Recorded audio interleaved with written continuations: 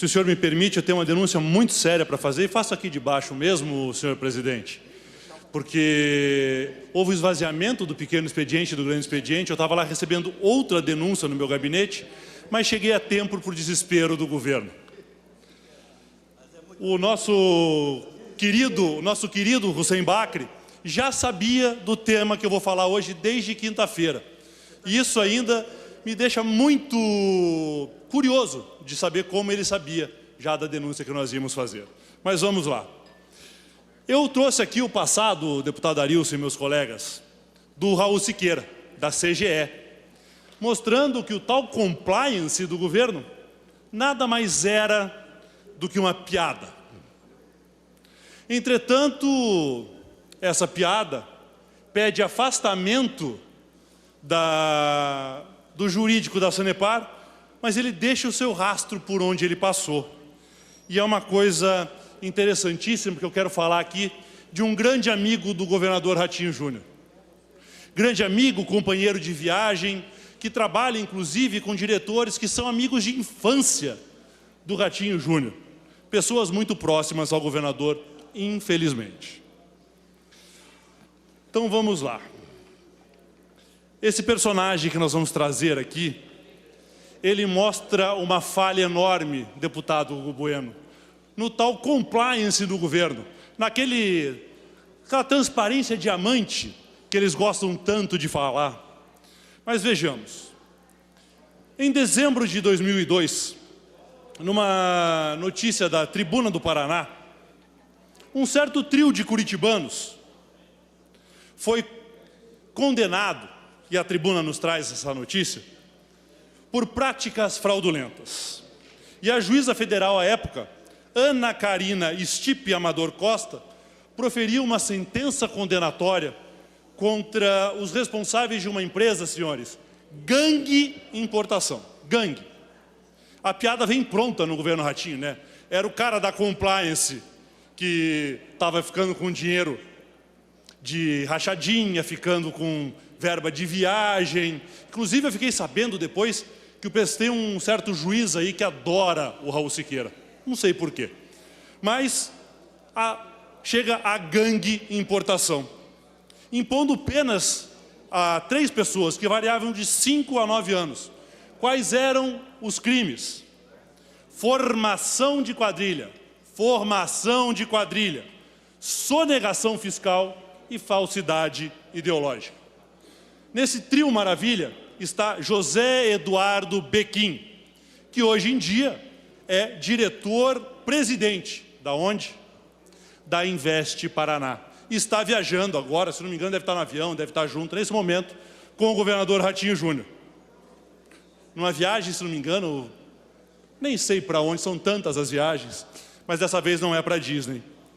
E ele é um desses réus condenados por formação de quadrilha, sonegação fiscal e falsidade ideológica. A denúncia envolvia documentos roubados de um ex-vigilante, utilização de identidade fictícia e, a partir disso, a abertura de diversas contas bancárias, realizações de importações fraudulentas, subfaturamento, falsificação de notas fiscais, com o objetivo de suprimir ou reduzir pagamentos de tributos. Esse é o diretor-presidente da Paraná Invest. No período de 96 a 98, considerando cálculos atualizados, com juros e multas à época, o montante sonegado ultrapassou 5 milhões de reais em tributos. Bequim, condenado a 8 anos e 6 meses de reclusão em regime fechado. Cadeia. Presidente da Paraná Invest. Cadê o compliance? Ah, mas ele pagou a pena. Não, ele não pagou a pena. E, além disso, nós temos um problema maior ainda. Porque a ironia de ter alguém condenado por sonegação fiscal, encarregado do quê? Da isenção fiscal secreta, porque ninguém consegue ter acesso aos valores, né, feitas pelo governo Ratinho. São concedidas as isenções fiscais pela Paraná Invest, pelo senhor Bequim, acusado, né, desses crimes de sonegação fiscal. E podemos afirmar Bequim não pagou por seus crimes. Primeiramente, basta consultar o Projude para constatar que a dívida dele é com o próprio governo do estado. Ele deve, só para o Paraná, mais de 4 milhões de reais em impostos.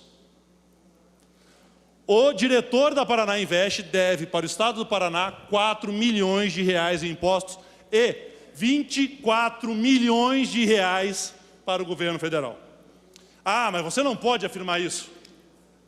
Posso, porque em documento datado de 20 de setembro de 2023, a defesa do Bequim, no processo, admite a dívida com o Estado e solicita a impenhorabilidade de seu salário. Ele é sonegador de impostos, condenado por fraude, na verdade um bandido, porque ele é condenado. Não é assim que o pessoal gosta de falar aqui do Lula? Ladrão, condenado, tudo isso. E ele não tem apenas o salário da Paraná Invest. Ele tem conselhos do Ceasa, Ferroeste e Celepar. É a primeira vez que eu vejo o Estado não cobrar um criminoso e ainda pagar salário para o criminoso. E mantém ele numa situação de destaque no Estado. Esse mesmo compliance do Ratinho é aquele que bloqueia o pagamento de diárias aos nossos policiais porque estavam devendo IPVA para o Estado.